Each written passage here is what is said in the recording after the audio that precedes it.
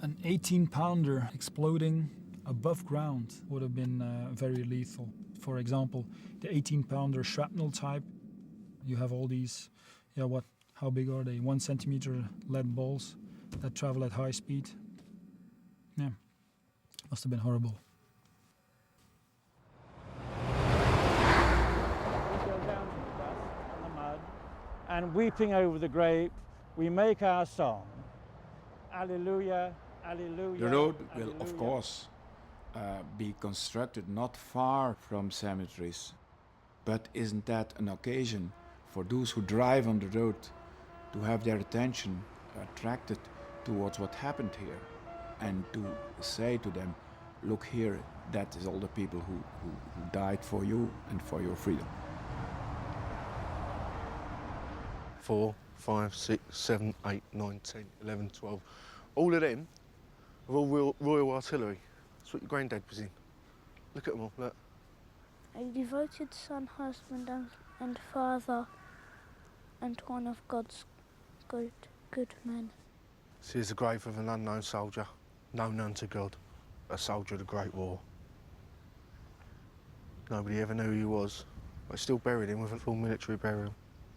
Look around of how many of them are unknown, and there's still thousands more of them laying out there. That's sad.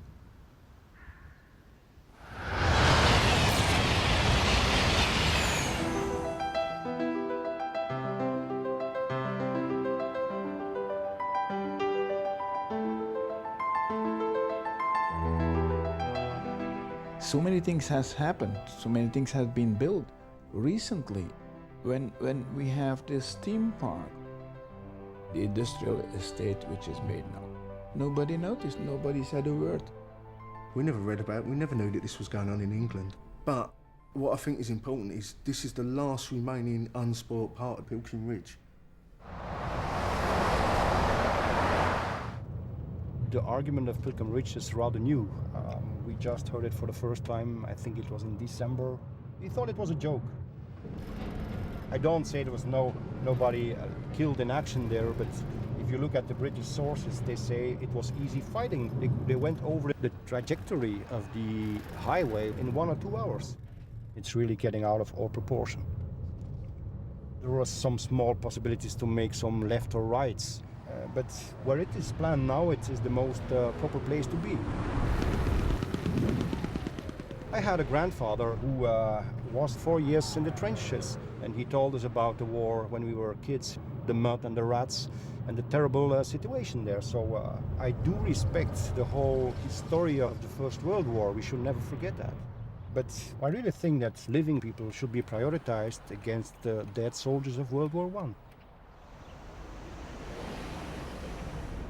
I. I've worked a lot on building sites in my life, and I can tell you that with the pressures of meeting deadlines, meeting contracts, people being on bonuses, issues like this are overlooked. If they were to stop the job every time a body is found, and it will be found on Pilkington Ridge, yeah? That's not true. Well, not sure. You know, one of my great uncles is there, so... I know, yeah. I know, but people worked on these grounds since 85 years. Yeah. Every year. Yeah. How many shells were dug up last year? Oh. So what I'm saying is that there's still artefacts being found.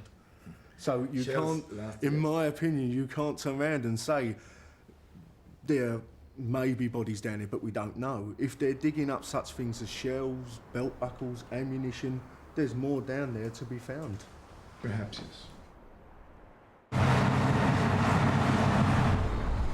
I think what many people are very worried about is that because progress has got to be swift in road building, when you've got bulldozers going through a landscape like this, they're going to be not taking as much care as is necessary when bodies are found.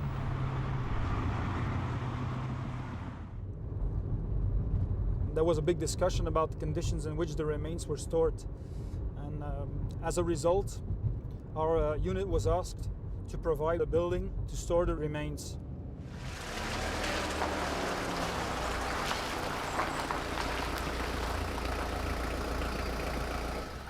I know that we cannot store thousands and thousands of remains here, but I'm sure that we will not get all these remains in once.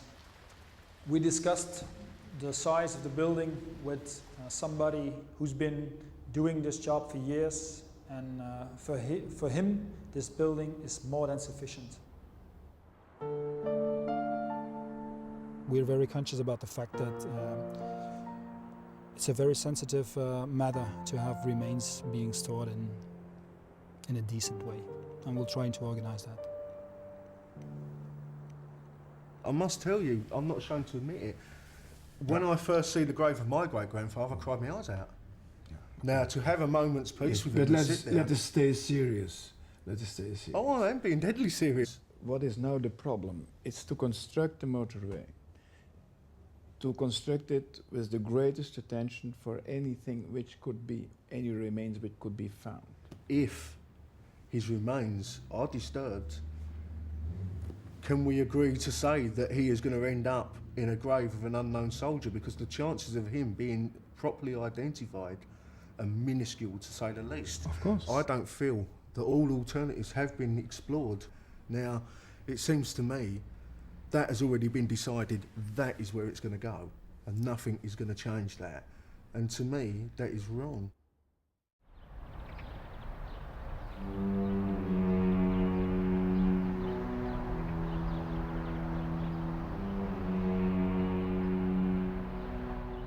If the A19 does go ahead, some people think that it may set a worrying precedent.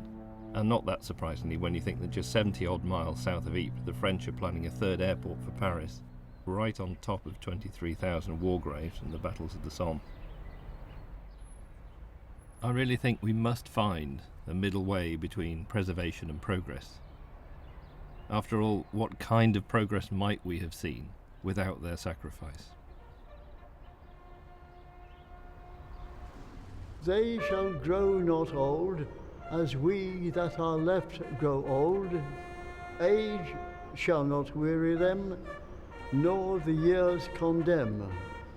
At the going down of the sun, and in the morning, we will remember them.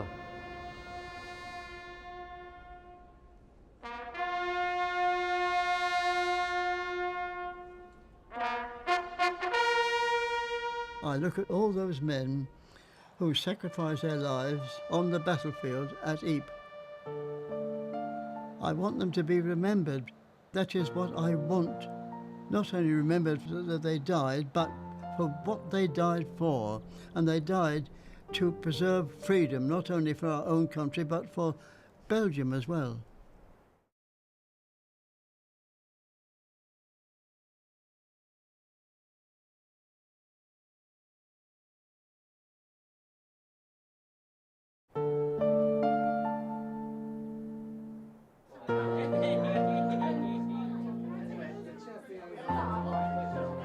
Albert, Spiner, Marshall. Good health. Spiner, Spiner.